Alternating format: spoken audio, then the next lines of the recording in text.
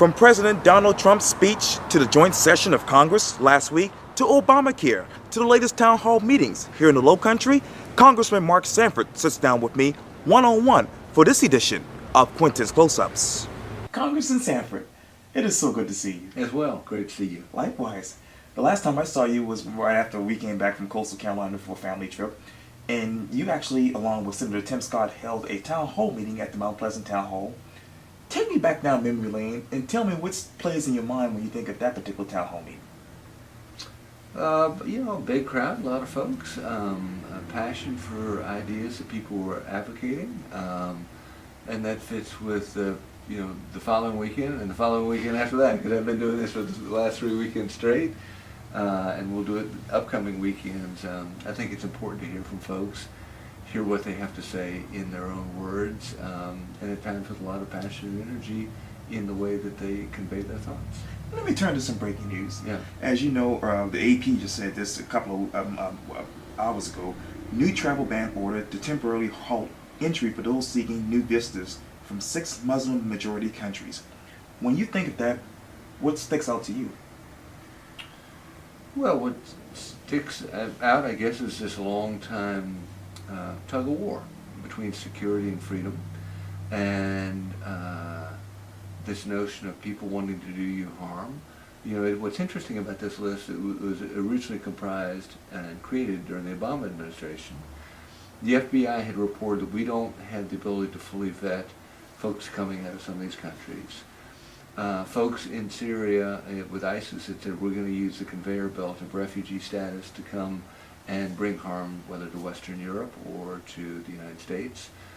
And with that in mind, again, the Obama administration created this list. The Trump administration is now acting on it to say, let's just slow things down a little. Let's have a 60-day freeze, and let's make sure that we have security in place so that when somebody comes from a different part of the world, that we know they don't intend to bring us harm. That's right. Let me turn to the wiretap allegations. Representative Fred Growley actually said this on Fox News this morning, quote, "First I heard of it was on Saturday morning on Trump's allegations via tweet, and he told Fox News that he actually needs more documents, not tweets." What is your version of the wiretap allegations? And what do you want to get from Congress as well as the White House? I think what we all want is a settling.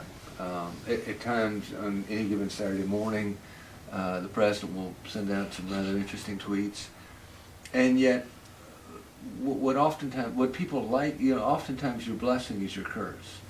And so what people liked about Donald Trump was he might be able to break through, all the institutional forces that are represented in Washington and bring about change.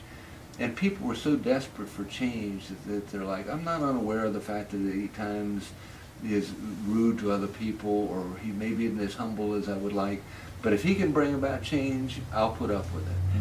And so that's what he represented. At times, what people have seen is the other side, which is tweets that are most curious, tweets that will suggest things that aren't substantiated. And I think that what we want to be careful about, particularly in the role of the presidency, is measuring your words to make sure that what you're saying is in fact true. So I don't know if it's true or not. If it's true, it represents, a real crisis point, a big, big deal.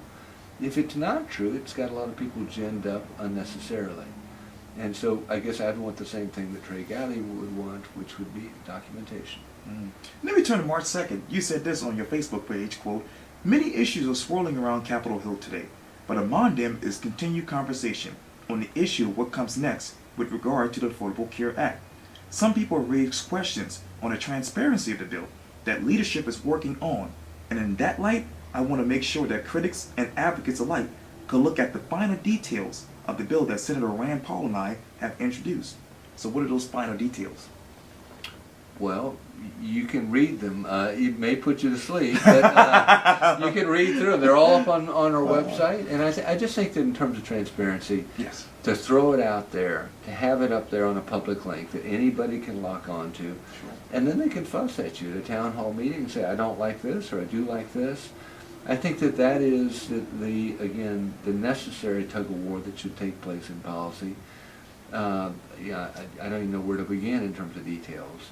The bill makes insurance affordable again. The list of enumerated benefits that come with the Affordable Care Act raise the cost of insurance because you may not need the whole list given that you're young and healthy.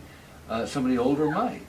And so what's happened is a lot of young people said, I don't need all that stuff. I'm not signing up. And millions and millions and millions of young people have chosen not to sign up and instead pay a penalty rather than buying a bunch of benefits that they don't necessarily need. I think that it treats the issue of pre-existing conditions in a way that's consistent with real insurance. I think that this notion of buying across state lines is important in terms of competitiveness. I think that delinking employment and health care is vital. It's an anomaly of 1948 and the wage and price controls that came with World War II, that employment became linked with health insurance. But if you stop and think about it, your home policy is not tied to your employment. Your car policy is not tied to your employment. Why should your health policy? And yet because of that, it has some real distorting effects in health care that we believe are problematic. So, I mean, there are a whole host of different details, and I won't bore you with the list, but you can read the bill. Let me turn to March 3rd. You said this also, quote, can I circle back around to the President's joint address to the Congress?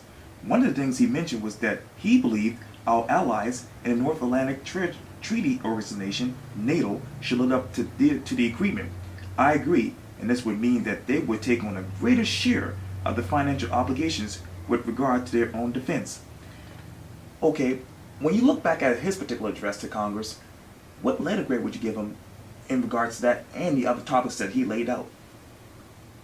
I thought it was a measured speech. It's the Donald Trump we want to see, as opposed to the one that gets up on a Saturday morning and sends out a range of inflammatory tweets. I think that it was more comprehensive in the way that it discussed issues. The problem with a tweet, Twitter, whatever you call it, is that you can't boil a lot of complex ideas down to 140 characters. It's just not happening. And a lot of these issues that we've got to struggle with legislatively can't be boiled down to simple yes, no's. There are a lot of fine details. And so we do ourselves a disservice when we try and boil some thoughts down into something that short. So I thought what was nice about the speech was it actually began to develop some of these ideas in terms of things he wanted and didn't want. As to, what was the topic again? But NATO? Yeah, NATO. As to NATO, there's nothing crazier than signing an agreement. Let's say I sign an agreement with my mortgage company, Right. and I say, okay, for the next 30 years I'm going to pay you X. Now, if I don't pay X, they come and take the house from me. And yet this is exactly what's happened with NATO. We have an agreement. Right. It's a joint sharing defense agreement. We're going to help cover whatever, and you cover whatever, and you cover whatever. Well, other people haven't done it. And so it doesn't make sense for America to pay a much larger percentage of our economy and them to pay much lower.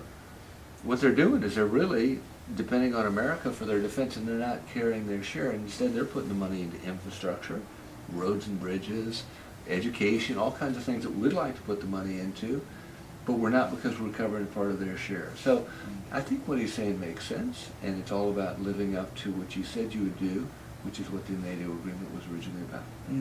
You talk about NATO. Look, let me go up to New York because obviously Nikki Haley's now the UN ambassador to the U.S. When you think of her, what sticks out to you? I haven't followed closely what she's been up to. Sure. It's an important position. What I'd say is same phenomenon at times with the UN, where America is the largest funder of the United Nations relative to other nations out there. And I suspect at some point we've got to have a conversation about, again, everybody carrying their fair share. What you can't have, I tell my boys all the time, you can have as much freedom as you want to pay for. Sure. As long as I'm paying the bill, then you're going to have to put up with some of my stuff. If you want to pay the bill, you don't have to put up with any of my Right. stuff. And the same would apply to the UN, which is at times we, relative to what we put in, have disproportionate voice. There are other people who may not be carrying the freight that we are financially, will have in some cases near equal, maybe not equal, but near equal voice certainly on a proportional level, and that probably doesn't make a lot of sense. Yeah. Are you going to run the bridge run this year? I'm not this year. Ah. I'm not this year. Oh, Yeah. oh, But there's always next year. That's right. Yeah, yeah. That's right. Well, Congressman Mark Sanford, thank you so much for your time. I really appreciate this. My pleasure. Yeah. Thank you. Yes, Thank sir. you. Pleasure. Yeah, always.